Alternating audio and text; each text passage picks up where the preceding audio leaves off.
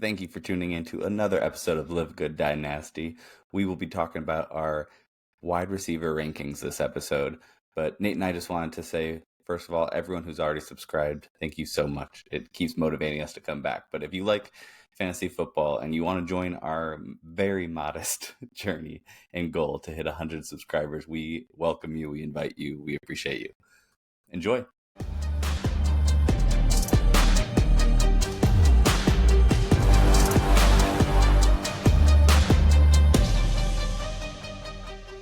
Welcome in to another episode of Live Good DyNasty. I'm Arlen Love, and this is Nate Tapales. What's up, Nate? What is up? Here we go again. Let's do it. We've been kind of holding out on you on the wide receiver rankings. We've done quarterbacks. Go check those. We started with running backs, and this one I think we knew that it was going to be tough, but I don't think I knew how tough this ranking episode was going to be.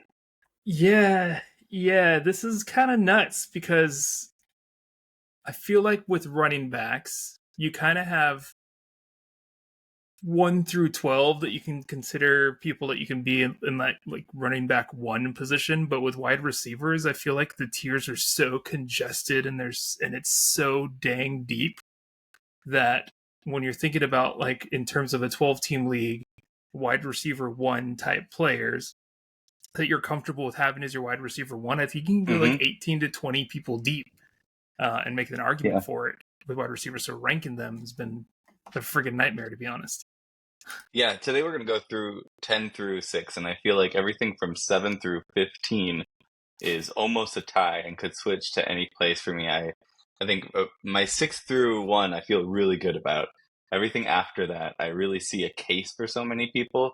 And there's that difference between with wide receiver, especially with these, the age cliff being a lot older, the breakout age being a little older than running back, but that longevity being there and them being in their prime for longer makes me like err more and really over consider that youth of how many years could I possibly have? Like that gamble comes into play of like, if they do hit that next level, then I've got them for 8 years on my team. And with the running back, it's a little bit more like what's real right now, because it switches and changes so often that I think my rankings are just easier because it's more aligned with what my rankings would be for redraft in Dynasty, because it's more appropriate, I think, to like get what you can out of a running back now versus a wide receiver. There's that investment play. Yeah, that makes a ton of sense because just that longevity piece, you're more forgiving and can give grace for their ramp up. Like you can look 3 years out versus this year and next year as to when they start hitting, right? When you're thinking about wide receivers, whereas with the running back, you're trying to find people with closer to now impact. So that makes total sense. And one of the running backs that we both had in our top 10 for Dynasty that was older and kind of broke that rule was Christian McCaffrey. And there up with CMC is a wide receiver that is right there with me near my top 10, but you actually put him in your top 10. Age be damned. You've got who at number 10? Yeah, man. So I think a little bit just recency on this with Tyreek Hill. I mean, he's just that guy that's like to prove it. He's got to kind of fall off before I start doubting him, right? He's still having career years, year after year after year. So if I think in that 3-year cycle, whether I'm win now or if I want to trust a couple more years, he's got 3 years on his contract. Tua just signed, so there's some injuries aside, there's some stability with quarterback, and they've got that chemistry going now. Not that it was that's a new thing that's been there for him. So you can't say he's not in your top 10. In a redraft league, he'd be 1, 2, or 3. So in my dynasty league, he's going to be in the top 10, right? So there's no way I can pop him out. I can't believe that you did knock him out. So would love to hear who you had ahead of him.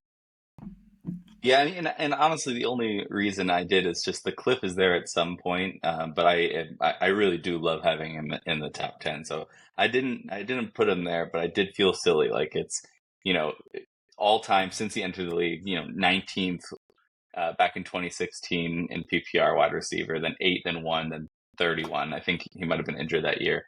Then 2-6, 2-2. it's been nonstop success with him, so it does feel stupid not putting him in there. The He still person that had. He still had. Not to jump back to him. I was trying to let you go, but he still had 1,800 receiving yards last year. the most he's ever had. Like 13 I touchdowns. know. Like, I know. all And right. this is a really good example of a player that this is why it's also hard to rank in Dynasty, because Right. he's my number one wide receiver in redraft. Right.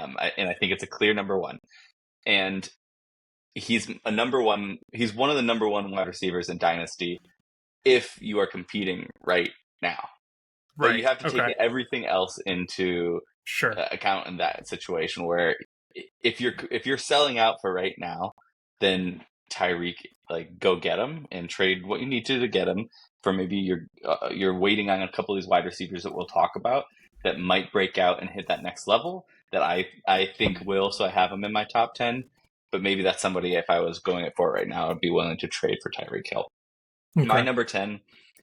Now, I had a caveat in here, and I'm just going to go ahead and say the one that I'm still waiting on news, and maybe by the time people are listening to this, it's already if it's already there.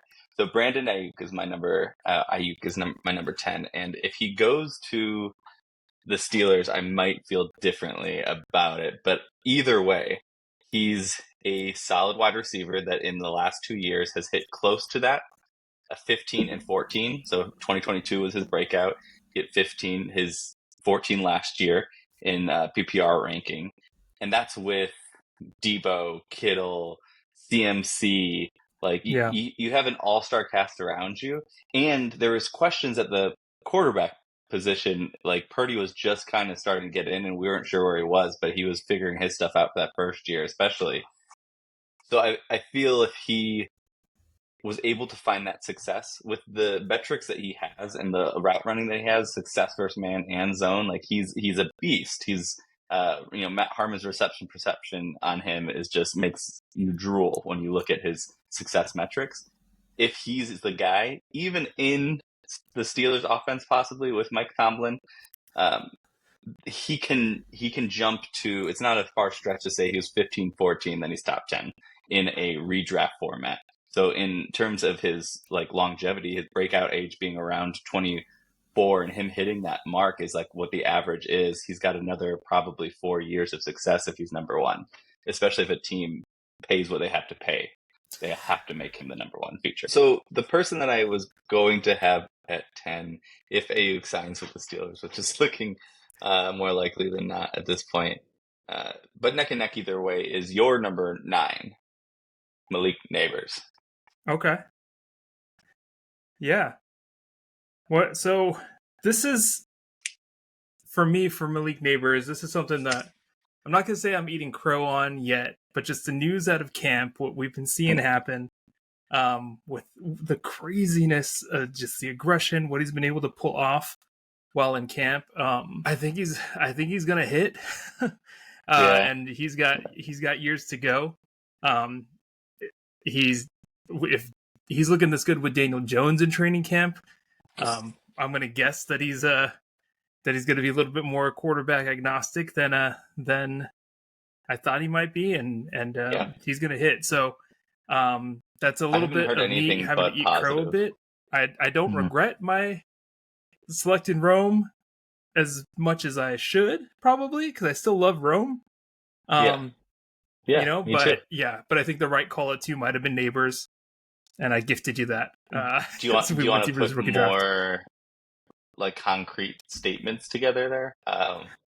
I feel from my end that if you sent me Odunze for Nabers at this point, this week is probably the first week that I've really been not on the fence about it anymore, and I'm good with Nabers. And I this whole time I've wanted Rome Odunze, and now I think it just seems from everything, it just seems not just coach speak, but coach speak has been way past what you usually see. Plus, you have all of these beat reporters are able to watch this and these highlights coming out, and and he's got fire to him. So yeah, I agree that I think he is the real deal. And if there was no Marvin Harrison Jr., I think this would be a different kind of conversation with Neighbors, and it would have been much more apparent than it was before. I think some of that Right. that highlight and attention that Captain Marvel took away from the Yeah. obvious of I mean, Neighbors. the kid got almost 1,600 receiving yards his last year of college and his junior year, 14 touchdowns last year in college, and like how much that's going to translate into the real game. But it just tells you that he's going to be a beast in the red zone, and a target hog down there. So I'm hoping it's a Daniel Bellinger season for the Giants, honestly. Sure. Yeah. Just selfishly, because it makes total sense, right? He's going to step it up. But no, I think Neighbors is the real deal. So I had to keep as much to my chagrin, I had to include him in my top 10 and even ahead, just dynasty wise and future casting for your team ahead of Tyreek. Yeah. I put at my number 9, Garrett Wilson.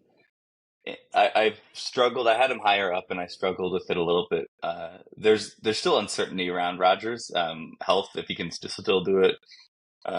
People speaking to Kirk Cousins are kind of saying, which is really better right now, to have Kirk Cousins or Aaron Rodgers at this point? And I don't know the answer to that. So there's too many unknowns. But the clear thing is he's a stud. The 1,000 yards that he had last year with Zach Wilson, I think, is pretty impressive because it was with Zach Wilson. But the 3 touchdowns is really concerning. I think all of that definitely improves with Rodgers. But I think that there's a lot of extra hype that inflated him a little bit. So the stats a little bit are there, but there's a concern with 3 touchdowns last year than 4 the year before. It never really hit what I think it could with Aaron Rodgers, but again, I just don't know. So I think it's still a compliment to say top 10 with what he's put out so far. I think that's good. I think that's generous, but he's an obvious talent that he's one of the ones that you could see going to that top 5. Yeah, for sure. And, for me, and I don't know how we wanted to structure this. I'm going to go a little off a script here and just call out where I have him, because I put him up at 6 for me. And just Rodgers is coming back with a huge chip on his shoulder. At the end of the day, Garrett is the target for the Jets. Him and Breece Hall, right? Like that's what they have out there.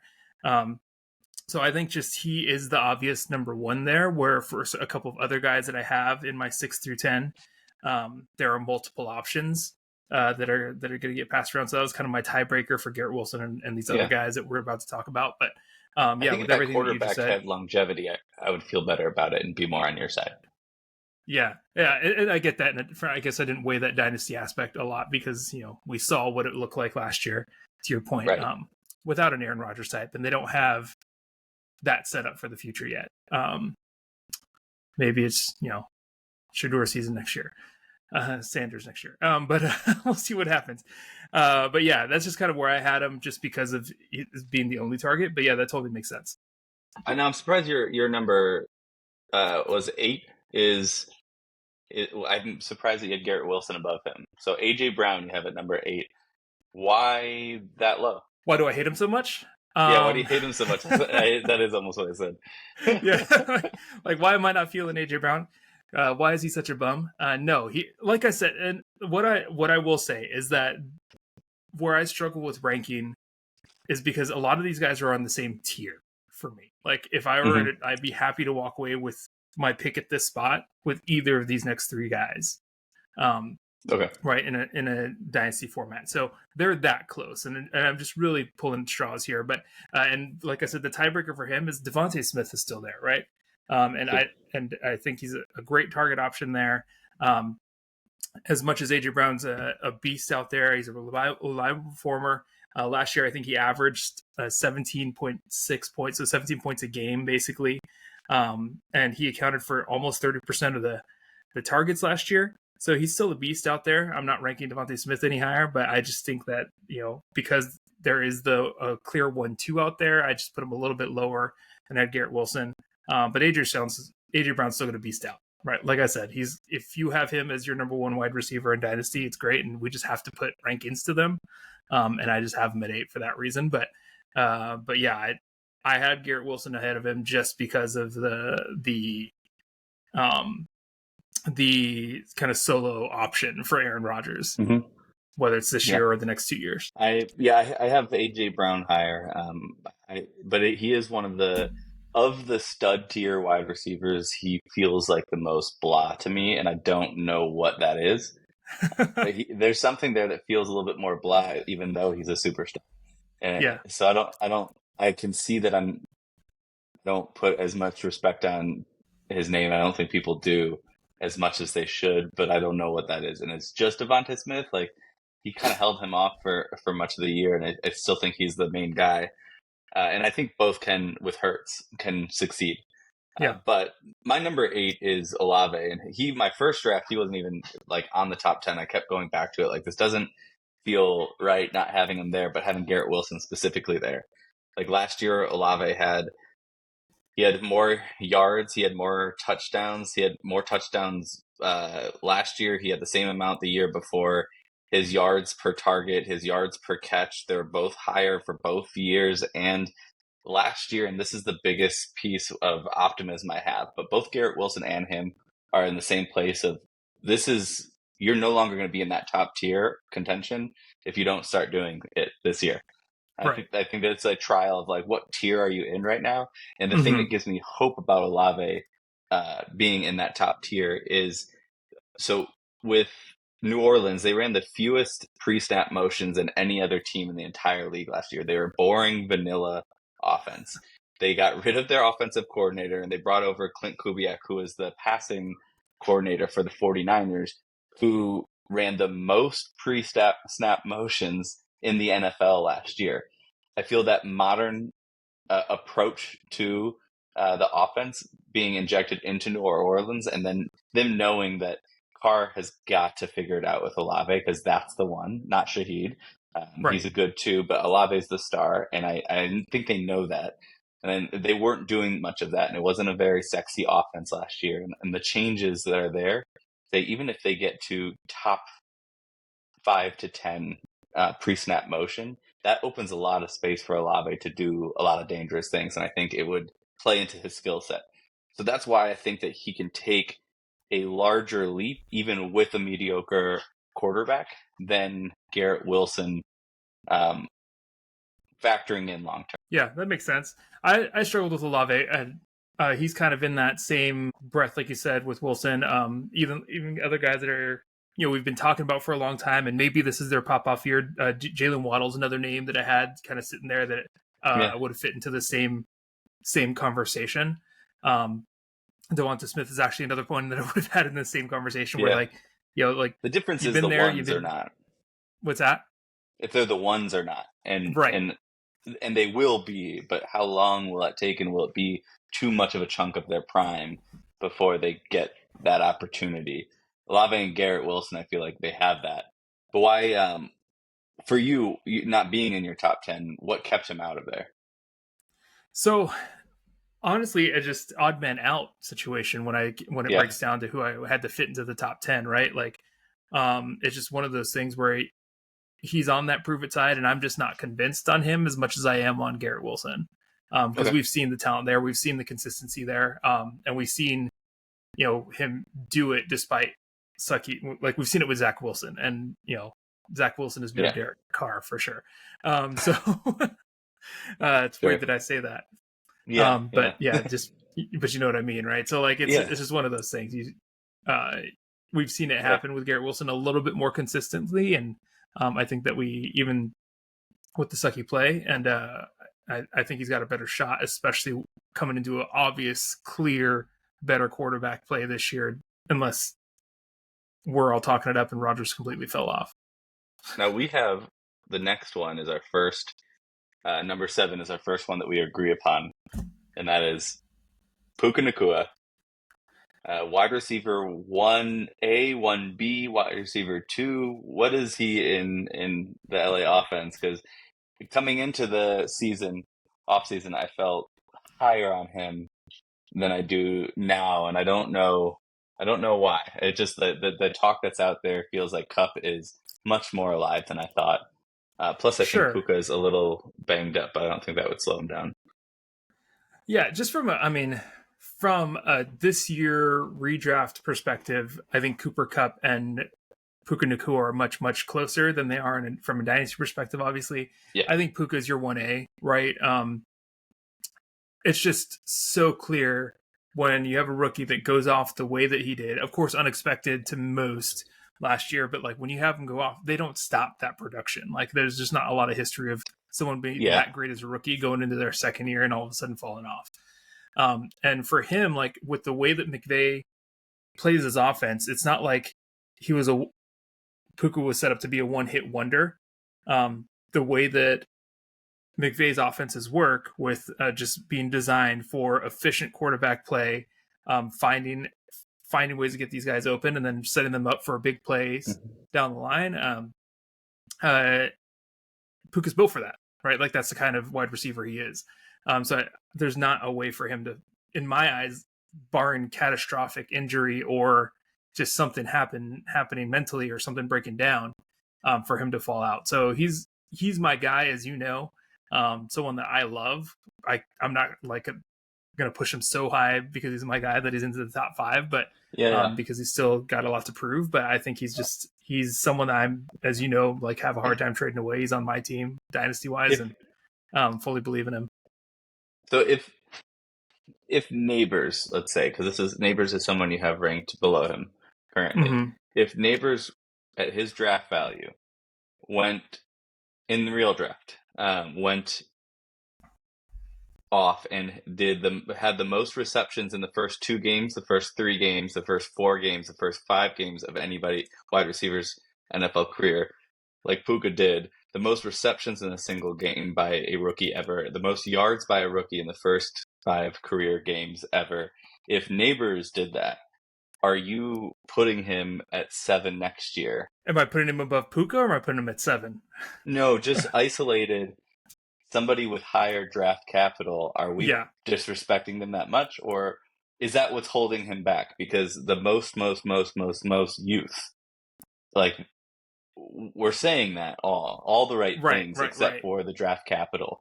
And was it the 5th round or so that he's drafted in? Is that what's holding him back from us trusting it and just saying like, yes, that's a real thing that we saw? And I feel that if Marvin Harrison Jr. does this or Nabers does this year and does that same top 5 piece, it's number 1. It's the number 1 ranked wide receiver. Like it goes above Justin Jefferson and Chase if we expected it and then they did it, versus if it was a waiver wire ad, low draft NFL capital, and then they do it. Yeah, I think there's some bias that's just intrinsically built in there because the scouts didn't see it coming in and they know a lot more than we do, right? So if they didn't see it coming in, maybe there's something that we're missing that he was able to exploit last year, and maybe he won't be able to take advantage of as much. I didn't see, like, obviously I'm not privy enough to know like what was that one factor that he might not be able to exploit this year, and could cause him to fall off. But it's just that one piece of uncertainty that many people missed on it. That's fair, right? That we don't know. So last year he finished as the wide receiver 4 overall. Insane. If he does the same thing or even 3, like 1,500 yards, if he gets his double-digit touchdown, putting him probably number 2, 3 with the same amount of yards, how high are we putting him next year? Next year, if he does everything that you just said, barring Malik and Marvin doing the same thing, right? Sure. Because then it'd be a tougher conversation. But in this vacuum, I think he would do the same thing you just talked about Marvin and Malik doing. Like he would jump into top 3 contention in dynasty formats. Yeah.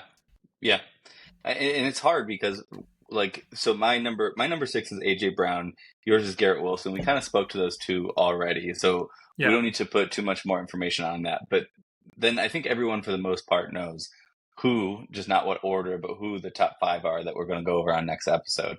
It's really, really hard to imagine a world where, next year, if Nabers, Puka, maybe one of the other ones like Olave or Wilson, AJ Brown does it again, and then how are we how are we gonna? It's gonna be harder next year. This is Yeah, like some of the most elite young wide receivers that are all now chunked up together. that's what we're talking. And then like it's so tough, and I think maybe this is why we hesitated to do a wide receiver episode coming in, because this is such a tough conversation, right? Like, this top five could have been completely, or this 6 to 10 could have been completely flipped. We could have talked about 5 people that we neither of us have in our 6 to 10, and it still would have been a completely legit episode because of how stacked this wide receiver class is, right? So like, Yeah. who are we to say when we're talking about AJ Brown and Garrett Wilson and Malik Nabers?